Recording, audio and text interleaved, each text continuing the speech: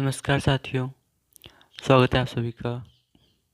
मेरा नाम है रुपेंद्र और जैसा कि अपन ज्योग्राफी पढ़ रहे थे और भूगोल में हम जो अध्याय पढ़ रहे थे उसका नाम था सौरमंडल में पृथ्वी, the earth in solar system. इसका पहला भाग अपन कर चुके हैं और पहले भाग में हमने पढ़ा था इसके सामान्य परिचय के बारे में, आकाश गंगा, तारे और तारामंडल के बारे में जाना था।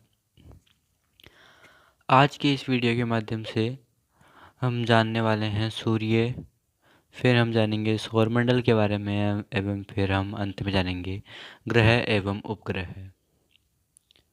तो आज अपन इस जो ये चैप्टर है सौरमंडल में पृथ्वी, इसके ये 3 टॉपिक है, इन टॉपिक्स को कवर करेंगे। तो चलिए शुरू करते हैं।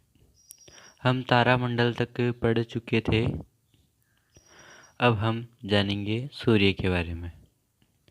तो सूर्य है जो कि सौरमंडल के केंद्र में है। सूर्य सूर्य बेहद गर्म गैसों से निर्मित है, इनकी ये बहुत ही गर्म है। इसका खिंचाव बल इससे सौरमंडल को बांधे रखता है, यानी कि इसमें एक बहुत ही अत्यधिक खिंचाव बल है, एक बहुत ही ज़्यादा गुरुत्वाकर्षण बल है, जिससे कि जो जितने भी ग्रह हैं वो इससे बंधे हुए रहते हैं। वो ये पूरे सौरमंडल को बांधे रखता है। सौरमंडल के लिए ऊष्मा और प्रकाश का अंतिम स्रोत है, यानी कि पूरे जो सौरमंडल है, पूरा जो सोलर सिस्टम है, उसके लिए एकमात्र जो एनर्जी का जो स्रोत है वो सूर्य है।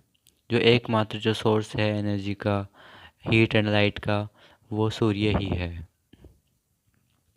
जो सूर्य है वो पृथ्वी से लगभग 150 मिलियन किलोमीटर दूर है, लगभग 150 मिलियन किलोमीटर दूर है।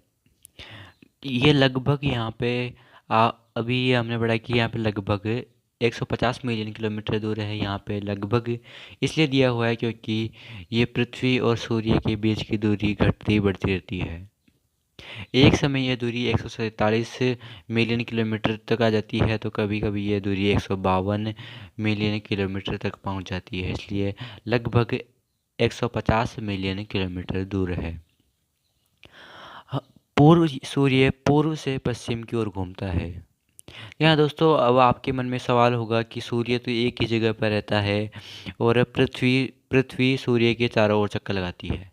लेकिन हाँ, पृथ्वी सूर्य के चारों ओर चक्कर लगाती है, लेकिन सूर्य भी पूर्व से पश्चिम की ओर घूमता है, rotates from east to west. और जो सूर्य की जो जो किरण होती है उसको पृथ्वी तक पहुंचने में time to reach sunlight at earth, यानी कि सूर्य की किरण को पृथ्वी तक पहुंचने में 8 मिनट और 20 सेकंड का समय लगता है। यानी कि एक सूर्य की किरण को जब सूर्य से पृथ्वी तक पहुंचती है तो उसको 8 मिनट और 20 सेकंड्स में पहुंचती है। अब जानते हैं प्रकाश वर्ष के बारे में। तो एक वर्ष में प्रकाश द्वारा तय की गई दूरी को प्रकाश वर्ष कहते हैं। ये प्रकाश वर्ष जैसे किसी नाम से ऐसा लगता है कि ये कोई समय का मात्रक है, लेकिन ये समय का मात्रक नहीं, यह दूरी का मात्रक है। जो दूरी के जितने बड़े पैमाने, दूरी का एक बड़ा पैमाना है ये नापने का। तो एक वर्ष में प्रकाश द्वारा जितनी जितनी दूरी तय की जाती है उसे प्रकाश वर्ष कहते हैं। इसका जो सामान्यतः मान होता है वो होता है 9.4607 गुणे 10⁻12 किलोमीटर या 9.46 गुणे 10⁻15 मीटर। अब यहाँ पे ही अपन जो 2 छोटे छोटे पॉइंट है वो भी जान लेते हैं कि लेग्रांजी बिंदु क्या होता है। तो लेग्रांजी बिंदु एक ऐसा स्थान होता है जहाँ किसी अंतरिक्ष यान को खड़ा करके प्रक्षेपण किया जा सके या फिर लॉन्च किया जा सके, यानी कि लॉन्च पैड होता है। और पृथ्वी और सूर्य के मध्य में ऐसे 5 बिंदु हैं, ऐसे 5 लेग्रांजी बिंदु हैं। इन्हें L1, L2, L3, L4 व L5 से दर्शाते हैं। इनमें से एक है आदित्य L1।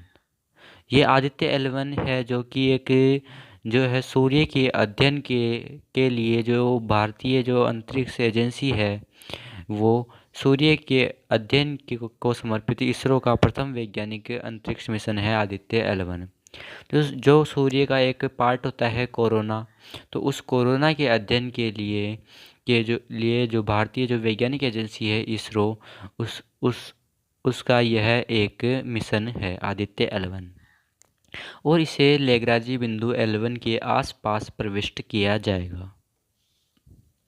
अब ये आप इस स्लाइड में देख भी सकते हैं कि जो पृथ्वी और सूर्य के बीच की दूरी है वो इस प्रकार है कि एक बार तो ये दूरी 147.1 मिलियन किलोमीटर है, और एक तरफ यह दूरी 152.1 मिलियन किलोमीटर है। जनवरी के टाइम पर यह दूरी 147.1 मिलियन किलोमीटर होती है, तथा जुलाई के समय यह दूरी 152.1 मिलियन किलोमीटर हो जाती है।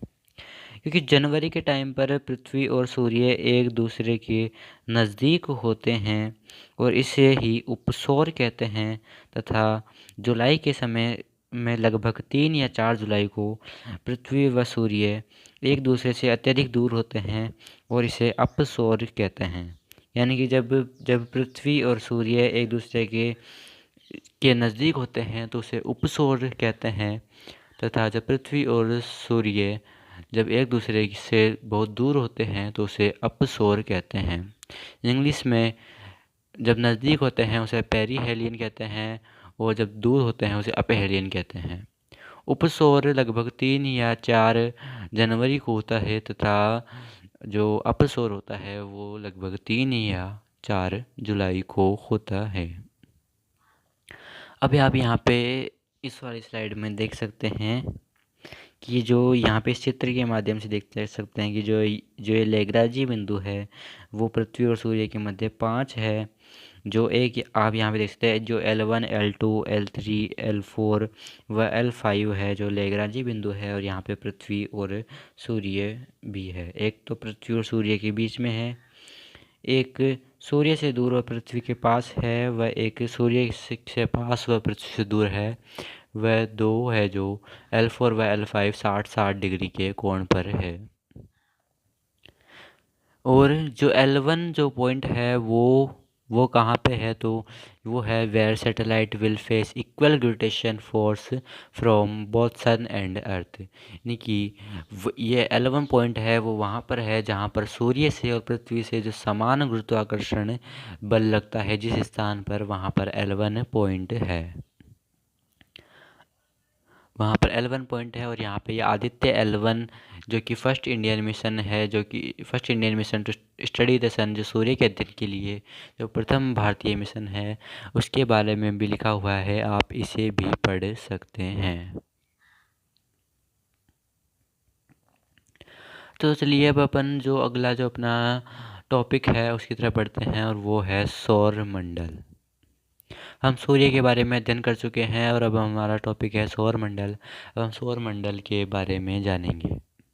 तो सौर मंडल सूर्य और उसके चारों ओर दीर्घवृत्ताकार कक्षा में परिभ्रमण करने वाले 8 ग्रहों और 170 से ज़्यादा उपग्रह एवं असंख्य आकाशीय पिंडों जैसे बोने ग्रह, क्षुद्र ग्रह, उल्काएं आदि के मंडल को सौर मंडल कहते हैं। यानी कि सौर मंडल में सब कुछ आ जाते हैं, ये सूर्य, जो उपग्रह, ग्रह, बोने ग्रह, क्षुद्र ग्रह, उल्काएं आदि सभी आ जाते हैं। और सूर्य इसके जो सौर मंडल है, सौर मंडल के केंद्र में सूर्य होता है, तथा सभी आकाशीय पिंड सूर्य का चक्कर लगाते हैं। आप इस चित्र में भी देख सकते हैं, आप इस डायग्राम में देख सकते हैं कि यहाँ पे सूर्य है, और सूर्य के चारों तरफ जो ये ग्रह है, फिर ये ग्रह सूर्य के चक्कर लगाते हैं, और इस पूरे के पूरे जो ये स्थान होता है इसे सौर मंडल कहते हैं। इस मंडल को सौर मंडल कहते हैं।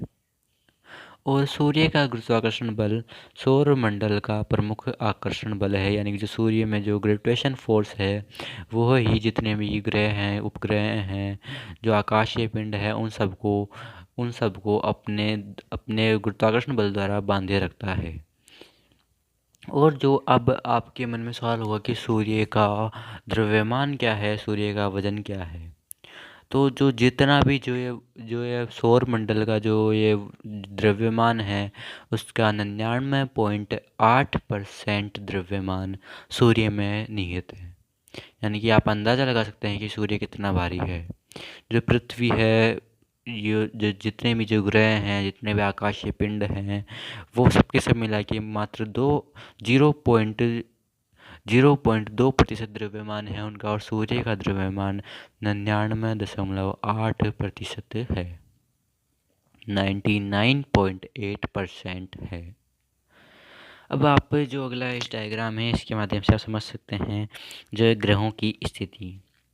तो ये सूर्य है, ये लाल लाल सा जो दिख रहा है इस साइड, और सूर्य के जो सबसे नज़दीक ग्रह है वो है मरकरी। मरकरी यानी कि बुध ग्रह है जो कि सूर्य के सबसे नज़दीक है। उसके बाद आता है वो है वेनस यानी कि शुक्र। और फिर शुक्र के बाद जो तीसरे नंबर पे वो ग्रह है वो है अर्थ, हमारी प्यारी पृथ्वी। वो पृथ्वी और जो वेनस है यानी कि पृथ्वी और जो शुक्र है वो उन दोनों को जुड़वा बहनें भी कहा जाता है, क्योंकि इन दोनों की आकार लगभग एक समान है। और फिर पृथ्वी के बाद जो चौथे नंबर पे जो ग्रह है सूर्य से बढ़ती दूरी के आधार पर वो है मंगल। और जो मंगल है उसके 2 उपग्रह हैं, वह सूर्य व पृथ्वी के एक उपग्रह हैं, वो जो कि चांद है, जो कि चंद्रमा है, मार्स है। अभी ये जो चारों ग्रह हो गए बुध शुक्र पृथ्वी मंगल, उसके बाद में जो एक आती हैं एस्टेरॉयड बेल्ट आती है, यानी कि जो क्षुद्र ग्रह आते हैं। फिर क्षुद्र ग्रह आने के बाद फिर जो 5वें नंबर पर ग्रह होता है वो है बृहस्पति। बृहस्पति के बाद है शनि। फिर शनि के बाद है शनि के बाद है अरुण, जिसे इंग्लिश में यूरेनस कहते हैं। उसके बाद है नेपच्यून, जिसे वरुण कहते हैं। और इनमें जो सबसे बड़ा ग्रह है वो है बृहस्पति। वह जो वह जब जो वरुण है, वरुण के बाद में जो है वो है क्यूपियर बेल्ट। फिर जो क्यूपियर बेल्ट है उसके बाहर देखें तो उधर ऑल्ट क्लाउड है। ये इस प्रकार है। अब अपन जानते हैं ग्रह एवं उपग्रह के बारे में। सोलर सिस्टम के बारे में अपन जान चुके हैं, सौर मंडल के बारे में जान चुके हैं। अब जानेंगे ग्रह एवं उपग्रह के बारे में। तो प्लेनेट ग्रीक भाषा के प्लेनेटाई से बना है। ग्रह उपग्रह यानी प्लैनेट्स एंड सैटेलाइट। तो प्लेनेट जो शब्द है वो ग्रीक भाषा के प्लेनेटाई से बना है, जिसका अर्थ है परिभ्रमक या चारों ओर चक्कर लगाने वाला। तो ऐसे खगोलीय पिंड जिनके के पास स्वयं का प्रकाश और ऊष्मा नहीं होती, यानी कि जो ग्रह और उपग्रह इनके पास स्वयं का प्रकाश और ऊष्मा नहीं होती, यह सूर्य व तारों से ऊष्मा ग्रहण करते हैं। वे तारों के प्रकाश से प्रकाशित होते हैं। हमारे सौर मंडल में कुल 8 ग्रह हैं और सूर्य से बढ़ती दूरी के आधार पर इनका क्रम कुछ इस प्रकार है। पहला है बुध, फिर शुक्र, फिर पृथ्वी, मंगल, बृहस्पति, शनि, यूरेनस यानी कि अरुण, और फिर नेपच्यून यानी कि वरुण। और पहले 9 ग्रह हुआ करते थे, लेकिन फिलहाल 8 ग्रह हैं। अगस्त 2006 तक प्लूटो को सौर मंडल का ग्रह माना जाता था, ये 9वां ग्रह था। लेकिन अंतर्राष्ट्रीय खगोलीय संगठन है, यानी कि इंटरनेशनल एस्ट्रोनॉमिकल यूनियन IAU के निर्णय अनुसार अभी यह ग्रहों की श्रेणी में नहीं आता, क्योंकि यह नेपच्यून की कक्षा को काटता है, यानी कि वरुण की कक्षा को काटता है, और अभी इसे बोने ग्रहों की श्रेणी में रखा गया है। आप इस डायग्राम में देख सकते हैं जो सबसे बड़े ग्रह, बड़े से छोटे ग्रहों के क्रम में। तो सबसे बड़ा जो ग्रह है वो है जुपिटर यानी कि बृहस्पति, उसके बाद है सैटर्न यानी कि शनि, फिर है यूरेनस यानी कि अरुण, और फिर नेपच्यून यानी कि वरुण। आप इसे याद भी कर लीजिए क्योंकि ये बहुत आसान है। फिर उसके बाद है अर्थ यानी कि पृथ्वी, और फिर पृथ्वी के बाद है वेनस यानी कि शुक्र, और फिर शुक्र के बाद है मंगल यानी कि मार्स, और फिर है मरकरी यानी कि बुध। बुध सबसे छोटा ग्रह है, वह बृहस्पति सबसे बड़ा ग्रह है। आप इधर छोटे से बड़े क्रम में देख सकते हैं कि जो सबसे छोटा है वो है प्लूटो, फिर है मून यानी कि चंद्रमा, फिर है मरकरी, फिर मार्स, फिर वेनस, फिर अर्थ, फिर नेपच्यून, यूरेनस, सैटर्न और जुपिटर। तो अब हम जान लेते हैं जो ग्रहों के प्रकार है वो। तो ग्रह दो प्रकार के होते हैं, एक तो जो आंतरिक ग्रह और बाह्य ग्रह। जो सूर्य के नज़दीक जो 4 ग्रह हैं उन्हें तो आंतरिक ग्रह कहते हैं, और जो सूर्य के से जो दूर 4 ग्रह हैं उन्हें बाह्य ग्रह कहते हैं। यानी कि आंतरिक ग्रह वह होते हैं जो कि सूर्य व शुक्र ग्रह के बीच के जो ग्रह हैं वो आंतरिक ग्रह हैं, और जो शुक्र ग्रह के बाद के जो ग्रह हैं वो बा वो बाह्य ग्रह हैं। और आंतरिक ग्रहों को पार्थिव ग्रह भी कहते हैं, जिसे इंग्लिश में टेरेस्ट्रियल प्लैनेट्स कहते हैं, और बाह्य ग्रहों को जोवियन ग्रह भी कहते हैं, जिसे इंग्लिश में जोवियन प्लैनेट्स कहते हैं। जो आंतरिक ग्रह हैं वो है बुध, शुक्र, पृथ्वी और मंगल, और ये भूपर्पटी व चट्टान से निर्मित है, और ये क्रोड और भारी धातुओं से निर्मित है। और जो बाह्य ग्रह होते हैं वो 3 प्रकार के होते हैं, गैसीय ग्रह, बर्फीले ग्रह और बौने ग्रह।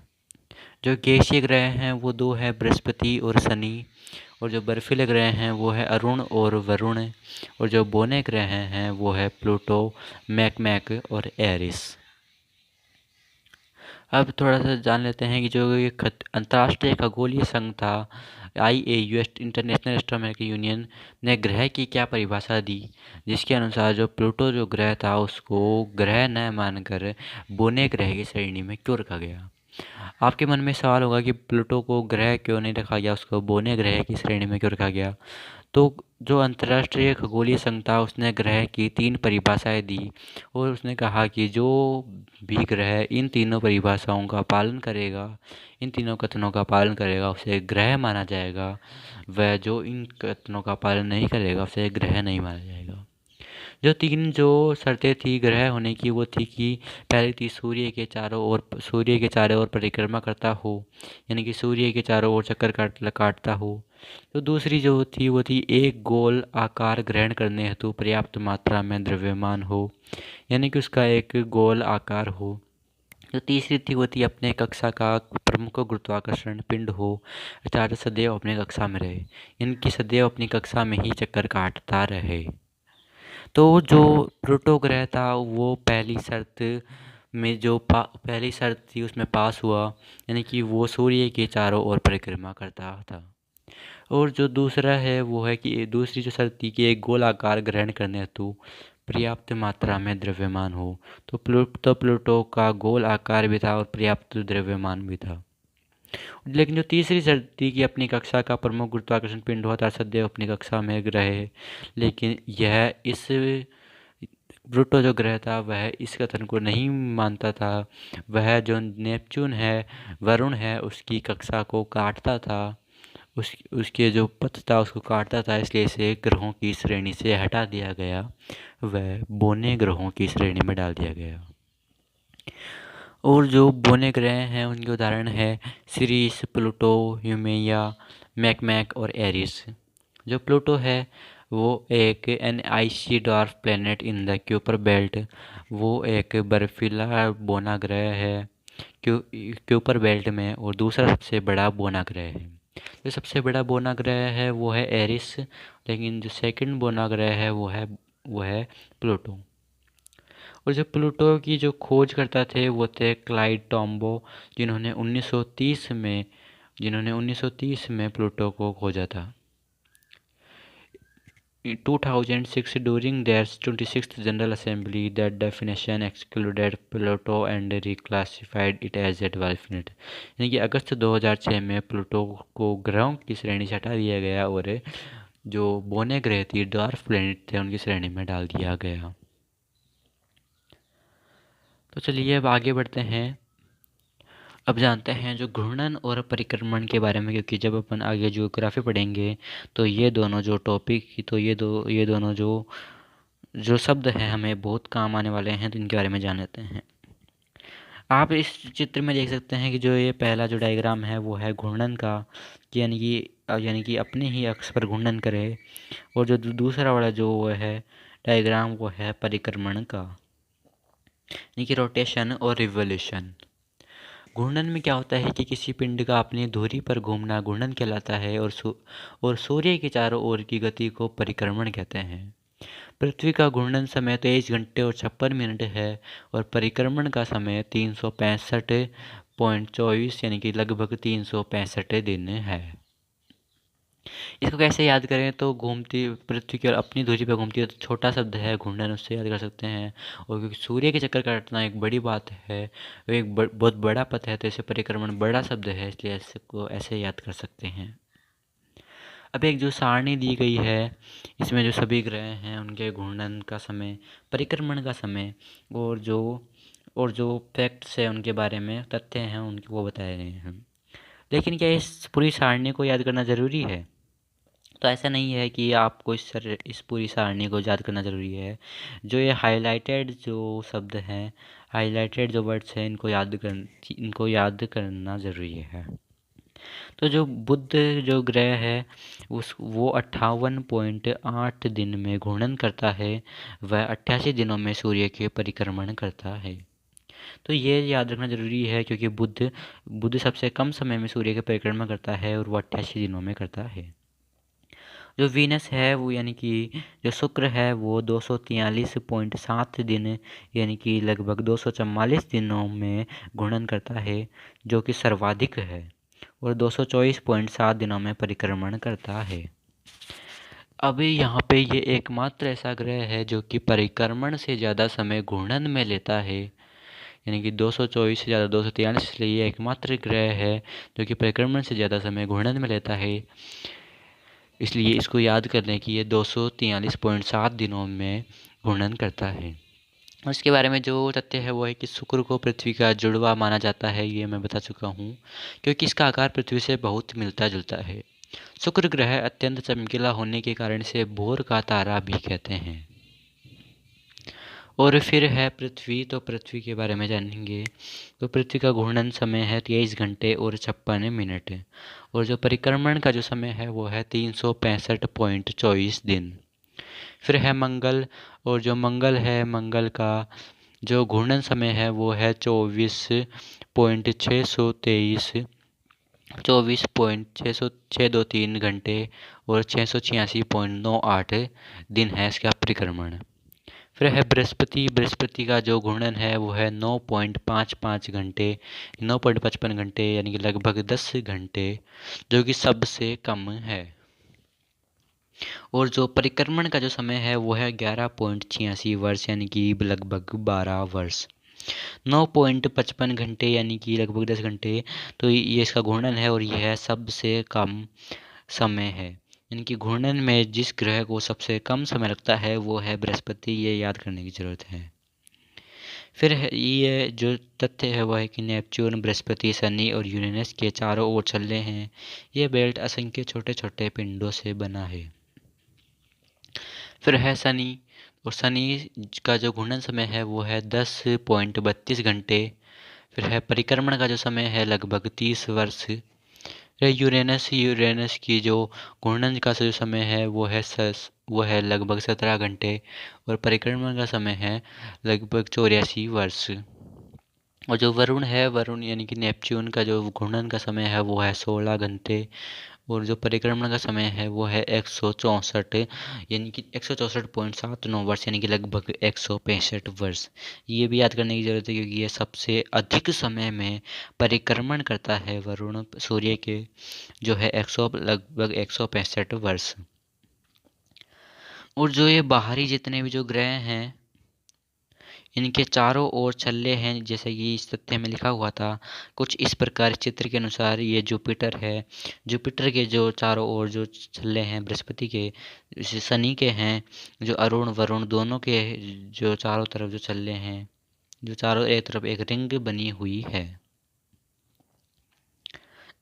और जो इस स्लाइड में जो ये है, ये हाल ही में जो न्यूज आई थी कि जो वैज्ञानिकों ने जो और भी जो उपग्रह खोजे थे बृहस्पति के, उसके बारे में वो है। तो अब जान लेते हैं कि उपग्रह और मानव निर्मित उपग्रह ये क्या होते हैं। तो जो उपग्रह होते हैं वो होते हैं ग्रहों के चारों ओर चक्कर लगाने वाले जो पिंड होते हैं, उनको उपग्रह कहते हैं। यानी कि ग्रह सूर्य के चक्कर लगाते हैं, और जो ग्रहों के चक्कर लगाते हैं उन्हें उपग्रह कहते हैं। यानी कि डायरेक्टली नहीं तो इनडायरेक्टली ये भी सूर्य के चक्कर लगाते ही हैं। और सबसे ज़्यादा उपग्रह वाला जो ग्रह है वर्तमान में बृहस्पति है। और जो मानव निर्मित उपग्रह है, वो मानव निर्मित उपग्रह एक कृत्रिम पिंड है, वैज्ञानिकों के द्वारा बनाए जाते हैं, जिसका उपयोग ब्रह्मांड के बारे में जानकारी प्राप्त करने एवं पृथ्वी पर संचार माध्यम के लिए किया जाता है। इसे रॉकेट के द्वारा अंतरिक्ष में भेजा जाता है एवं पृथ्वी की कक्षा में स्थापित कर दिया जाता है। जो some of the Indian satellite in space, जो कुछ भारतीय सैटेलाइट स्पेस में वो है इनसैट, IRS, एड्यूसैट एटसेट्रा। जो रॉकेट जो लॉन्च होता है वो आप इस चित्र में देख सकते हैं कि रॉकेट किस प्रकार लॉन्च होता है। जो रॉकेट पहले प्रक्षेपित किया जाता है, फिर जो रॉकेट सैटेलाइट को छोड़ के अंतरिक्ष में रॉकेट वापस से पृथ्वी की तरफ आ जाता है और सैटेलाइट इस प्रकार से स्थापित हो जाता है। अब आप इसके बारे में भी आगे बढ़ सकते हैं, भारतीय अंतरिक्ष अनुसंधान संगठन के बारे में भी। और जो वनवेव क्षेत्र, नक्षत्र, तारामंडल, इन सब के बारे में आप यहाँ पर पढ़ सकते हैं। तो चलिए दोस्तों, आज की इस वीडियो में इतना ही। आगे वाली वीडियो में हम जानेंगे जो जो कुछ इस वाले चैप्टर में जो आगे के जो टॉपिक्स है उनके बारे में। तो कैसा लगा आपको ये वीडियो, आप कमेंट में अपनी राय ज़रूर दें। और आपको किस प्रकार के आप वीडियो चाहते हैं वो भी कमेंट में लिखें। और दोस्तों वीडियो को लाइक करें, चैनल को सब्सक्राइब करें, और दोस्तों वीडियो को ज़्यादा से ज़्यादा शेयर ज़रूर करें। और दोस्तों इसका रिवीजन भी करें। धन्यवाद।